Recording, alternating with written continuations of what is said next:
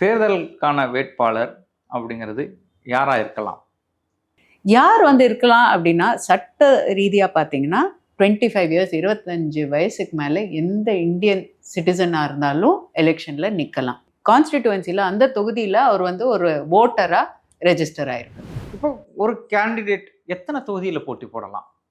ஒரு சைமல்டேனியஸா? அவர் 2 கான்ஸ்டிடியூவன்சில நாமினேஷன் போடுறதுக்கு அவங்களுக்கு இப்போ ரைட் இருக்கு. ஆமா. அப்ப ரெண்டுலயும் ஜெயிச்சு வந்தாக்க இப்போ அண்மையில ஏதோ ஒரு தொகுதியை காம்ப்ரமைஸ் பண்ணிட்டு ரொம்ப அங்க ஒரு பை எலெக்ஷன் நடக்கும். 2வது எலெக்ஷன் நடக்கும். இந்த டெபாசிட் அமௌண்ட் அப்படின்னு சொல்றாங்க இல்லையா, அந்த டெபாசிட் அமௌண்ட்டை பத்தி சொல்லுங்க.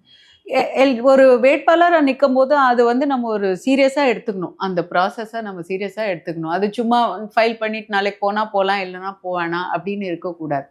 ஸோ அந்த சீரியஸ்னஸ் கொண்டு வர்றதுக்கு ஒரு டெபாசிட் அமௌண்ட் அப்படின்னு கொடுக்குறாங்க. நம்ம கவர்மெண்ட்டில் 25,000 ருபீஸ் இந்த எலெக்ஷனுக்கு நியமிச்சிருக்காங்க. எஸ்சி எஸ்டி கேண்டிடேட்டாக இருந்தால் அவங்க 5,000 ருபீஸ்ன்னு சொல்லியிருக்காங்க.